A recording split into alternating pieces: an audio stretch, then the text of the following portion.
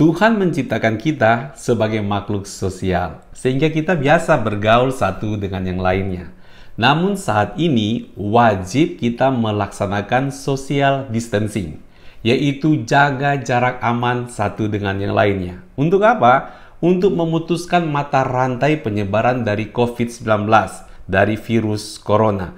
Memang nggak mudah untuk melakukan hal ini, tapi kita wajib untuk melakukannya. Namun kenyataannya ketika kita melaksanakan semuanya ini, ada saja efek, akibat-akibat dari kita melaksanakan social distancing. Memang berat, tapi wajib kita menjalankannya. Kenapa? Karena virus corona itu sangat-sangat berbahaya. Tidak main-main, virus corona ini adalah virus yang mematikan. Kalau kita iseng, tidak sungguh-sungguh menjalankan social distancing seperti ini, berbahaya loh. Kita bisa terancam kena virus corona dan bisa merepotkan. Nah, kita akan belajar bagaimana kita harus menyikapi dengan iman persoalan-persoalan seperti ini. Kenapa? Karena social distancing membawa dampak juga bagi banyak orang, termasuk anak-anak Tuhan. Social distancing membawa dampak tentang mata pencarian.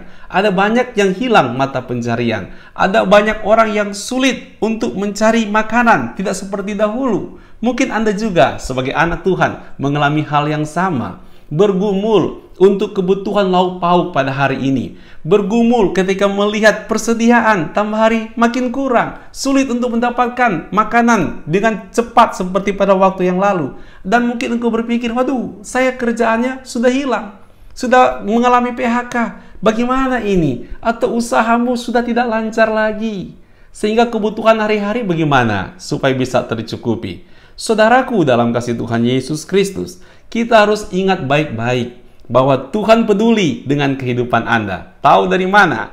Yaitu Tuhan Yesus Kristus sampai urusan lauk pauk setiap hari kita diperhatikan oleh Tuhan. Jadi kita harus bangkitkan iman, bangkitkan keyakinan bahwa Tuhan sungguh-sungguh mengasihimu dan setia untuk memelihara kehidupanmu. Ingat baik-baik tentang doa Bapa kami, bukan? Yesus Kristus mengajarkan doa Bapa kami kepada kita semuanya. Dan salah satu poin yang menarik adalah, berikanlah kepada kami pada hari ini makanan kami yang secukupnya. Artinya, Tuhan perhatikan tentang lauk pauk makanan kita setiap hari. Urusan lauk pauk kita ada di hati Tuhan. Tuhan sangat peduli. Tuhan sangat memperhatikannya. Saya rindu kita baca firman Tuhan tentang urusan lauk pauk ini di dalam kitab Yohanes pasal 21 ayatnya yang kelima. Kata Yesus kepada mereka, "Hai anak-anak, adakah kamu mempunyai lauk pauk?" Jawab mereka, "Tidak ada." Siapa yang Tuhan Yesus tanya? Tuhan Yesus tanya kepada Petrus, ketujuh murid-murid Yesus Kristus yang sedang mau menangkap ikan di Danau Tiberias, tapi tidak mendapatkan hasil.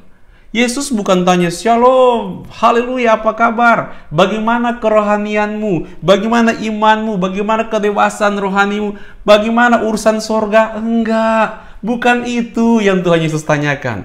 Tuhan Yesus langsung to the point, langsung ngomong, langsung bicara. Apakah kalian punya lauk pauk? Untuk apa? Ini menunjukkan bahwa Tuhan Yesus peduli dengan urusan hari-hari kita. Tuhan Yesus peduli dengan urusan jasmani kita, urusan makan minum kita. Itu ada di hati Tuhan. Sehingga Yesus bertanya kepada Petrus dan teman-teman para rasul, bukan tentang urusan rohani. Masih kuat iman? Masih ada haleluya? Masih puji Tuhan? Bukan. Yang Yesus tanyain adalah tentang lauk pauk. Saudaraku, ketika engkau mendengarkan kebenaran firman Tuhan ini, percayalah, Tuhan memperhatikan kebutuhan sandang panganmu, kebutuhan makan minummu, lauk paukmu hari ini. Tuhan sangat memperhatikannya. Sehingga kita harus belajar untuk percaya kepada Tuhan, percaya pemeliharaan Tuhan, percaya terhadap pertolongan Tuhan. Bagaimana caranya? Paling tidak ada beberapa hal yang perlu kita perhatikan. Yang pertama, kita harus mengimani, kita harus meyakini bahwa Anda tidak sendirian. Sekali lagi, Anda tidak sendirian. Mari kita lihat firman Tuhan dalam Yohanes 21 ayat yang keempat. Ketika hari mulai siang, Yesus berdiri di pantai. Akan tetapi murid-murid itu tidak tahu bahwa itu adalah Yesus. Murid-murid tidak tahu bahwa Tuhan sungguh-sungguh memperhatikan mereka. Ketika mereka ingin pergi ke Danau Tiberias, ketika mereka sedang berusaha menangkap ikan semalam-malaman sampai pagi hari, sampai siang hari, mereka tidak sendirian. Tuhan memperhatikan mereka. Tuhan ada dan melihat mereka. Meskipun murid-murid ini mungkin tidak menyadari bahwa mereka ini tidak sendirian. Saya mau katakan kepada kita semuanya, siapapun juga Anda, apapun juga pergumulan Anda, sesulit apapun juga Anda untuk mencukupi kebutuhan hari-hari pada masa-masa krisis seperti ini, percayalah, engkau tidak sendirian. Engkau sedang bersama Tuhan. Tuhan perhatikan kebutuhanmu. Tuhan sungguh-sungguh memperhatikan hidupmu. Sampai urusan makan minum setiap hari, Tuhan memperhatikannya. Tuhan ada bersama engkau. Jangan pernah merasa sendirian.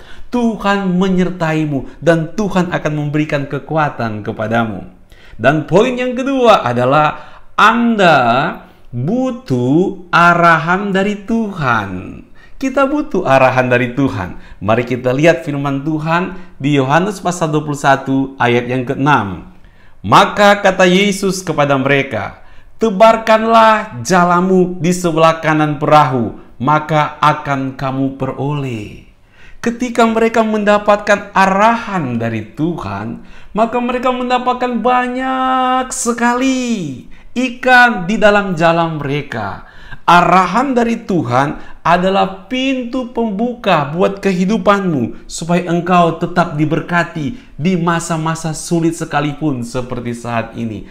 Percayalah, kita butuh arahan dari Tuhan. Jadi pada saat ini kita percaya kita tidak jalan sendiri dan kita harus tahu kita butuh Tuhan, kami butuh arahan dari Tuhan. Dengan engkau hilang pekerjaan, dengan engkau punya karir terganggu, dengan mungkin studimu mengalami gangguan, dengan mungkin rekening uangmu makin hari makin berkurang, tiba-tiba engkau harus membayar hutang yang banyak, atau kesehatan mulai terganggu, ayo minta arahan dari Tuhan. Memang Petrus dan murid-muridnya punya pengalaman sebagai seorang pelaut, seorang nelayan maksudnya. Mereka punya pengalaman seperti itu. Jadi ketika mereka berada di masa sukar, mereka menggunakan pengalaman mereka untuk menangkap ikan. Tetapi mereka tidak meminta arahan dari Tuhan. Mereka inisiatif sendiri saja dan bertindak. Positif nggak? Positif. Bagus nggak? Bagus. Daripada kita diam-diam aja nggak ngapa-ngapain, itu bagus. Tapi tetap butuh loh sentuhan ilahi untuk membuat apa yang kau kerjakan menjadi mujizat yang luar biasa. Memang Tuhan biasanya menggunakan apa yang ada di sekitar kita.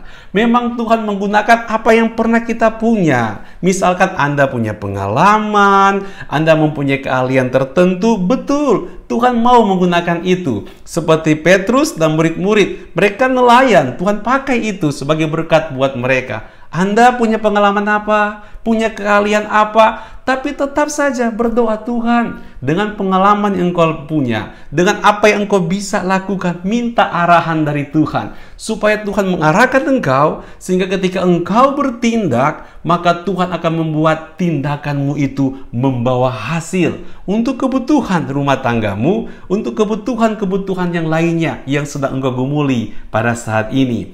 Jadi, bagaimana respon kita di tengah-tengah kesulitan-kesulitan seperti yang sedang kita hadapi? Yang pertama, Anda harus yakin Anda tidak sendirian. Dan yang kedua, Anda harus minta arahan dari Tuhan. Dan yang ketiga adalah Anda butuh persekutuan dengan Tuhan. Yohanes 21 ayat 12-13 saya akan bacakan buat kita semuanya. Kata Yesus kepada mereka, marilah dan sarapanlah. Tidak ada di antara murid-murid itu yang berani bertanya kepadanya, siapakah engkau? Sebab mereka tahu bahwa ia adalah Tuhan. Yesus maju ke depan, mengambil roti dan memberikannya kepada mereka. Demikian juga ikan itu. Wah, luar biasa. Yesus menolong mereka sehingga mereka bisa mendapatkan lauk pauk. Lebih daripada itu, Tuhan Yesus melayani mereka loh. Ini luar biasa. Tuhan Yesus menunjukkan suatu perkara yang luar biasa, melayani murid-muridnya.